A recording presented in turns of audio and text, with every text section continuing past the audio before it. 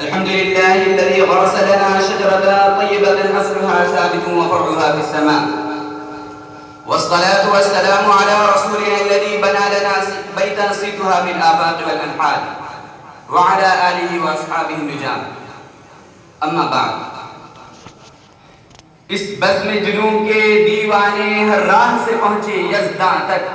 اس بزم جنوں کے دیوانے ہر راہ سے پہنچے یزداں تک، ہے عام ہمارے افسانے دیوار چمن سے زندہ تک. 100 بار سوارا ہے ہم نے اس ملک کے گیسوے برہم کو، یہ اہل جنوب بتلائیں گے کیا ہم نے دیا ہے عالم کو. حضرات سامعین اور صدر محترم، میں حیران و پریشان بلکہ نادم و پشیمان ہوں کہ اس مختصر سے وقت میں ایسے عظیم و شان وسیع و بسیط موضوع پر کس طرح گفتگو کروں. سمجھ میں نہیں آتا کہ داستان کا آغاز کہاں سے کروں اور کیسے کروں، اس کی کن کن خوبیوں کو بیان کروں اور کن کن خصوصیتوں کو نظر انداز کروں، اس کی علمی سرگرمیوں کا تذکرہ کروں یا اس کی مجاہدانہ کارناموں کی روداد سناؤں، اس کی تحریری دفتروں کی سیر کراؤں یا اس کی تقریری فضاؤں میں پرواز کراؤں. آزادی کے واسطے اس کے ناقابل فراموش اور لازوال قربانیوں کا تذکرہ کروں یا حفاظت دین کے لیے اس کے بے مثال عدل استقلال کے حیرت انگیز واقعات بیان کروں. سمجھ میں کچھ نہیں آتا کہ چھیڑوں داستان کیسے، حالانکہ ہزاروں نغمے وفا کے ان کی لبوں پہ آ کر مچل رہے ہیں، حالانکہ ہزاروں نغمے وفا کے ان کی لبوں پہ آ کر مچل رہے ہیں، لبوں پہ لیکن لگے ہیں پہلے تو بن کے آنسو نکل رہے ہیں. زباں ساکت قلم حیرہ بتاؤں کیسے میں راز پنہا کہ بحر غم میں اٹھائے طوفان تو دریا دریا دہل رہے ہیں. حضرات، بڑے دکھ اور افسوس کی بات ہے کہ لوگ یہ پوچھتے ہیں کہ دارالعلوم نے دنیا کو کیا دیا.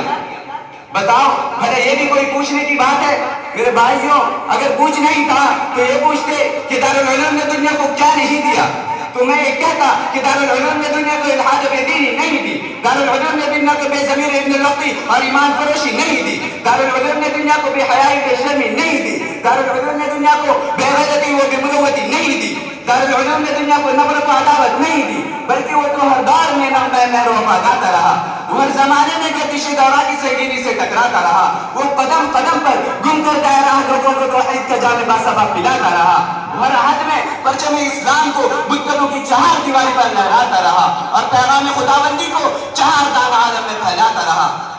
گرچہ بارہا فلک نے اس کے آنکھیں دکھائی، پیرے گردوں نے پتھر اچھالے، گردش دورہ نے آدم و مصائب کے تیر برسائے، باغبان وقت نے رنج بھان کے کانٹے چبھائے، امواج حوادث نے بحر غم میں غوطے کھلائے، مگر اس جوش جنوں کے دیوانے پیکر آشفتہ سری اور سودا عشق کے خریدار نے ان تمام سنگینیوں کا نظر انداز کرتے ہوئے اعلان کر دیا کہ تیرے عشق میں نے کوئی غم سر پہ لیا جو سو ہو، تیرے عشق میں نے کوئی غم سر پہ لیا جو سو ہو. وہ عشق نشاد زندگی چھوڑ دی، وہ عشق نشاد زندگی چھوڑ دی جو سو ہو. اے طوفان دل تیز جاؤ ہمیں سمجھاؤ مت کہ بحر غم میں دل کا سفینہ ڈال دیا جو سو ہو.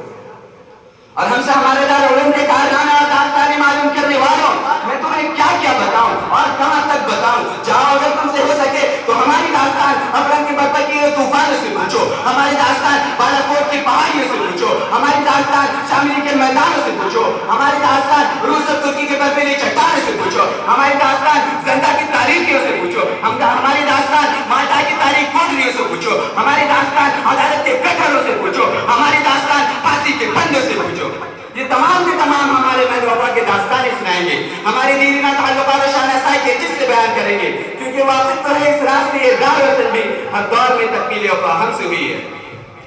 لوگ یہ پوچھتے ہیں کہ دارالعلوم نے دنیا کو کیا دیا. میں دنیا والوں سے پوچھنا چاہتا ہوں کہ بتاؤ دنیا کو شیخ الہند جیسا امام القائدین کس نے دیا، دنیا کو انور شاہ جیسا فخر المحدثین کس نے دیا، دنیا کو زیاد اللہ جیسا مفتی اعظم کس نے دیا، دنیا کو مناصر احسن گیلانی جیسا بے مثال ادیب کس نے دیا، دنیا کو حضرت حسین احمد مدنی جیسا پیغمبر صدق الوفا کس نے دیا، دنیا کو حکیم الاسلام جیسا تصویر خلق اولاد کس نے دیا. حضرات، کیا یہ ایک روشن حقیقت نہیں ہے اور کیا یہ ایک تاریخی صداقت نہیں ہے کہ دارالعلوم کے مقدس وطن سے ایسے ایسے عظیم الشان اور بے مثال ہستیوں نے جنم لیا ہے جن کی شجاعت و بہادری کی قسم فاتحین اقوام کھاتے تھے، جن کی ہمت و مردانگی کی قسم سلاطین عالم کھاتے تھے، جن کی بے نفسی اور بے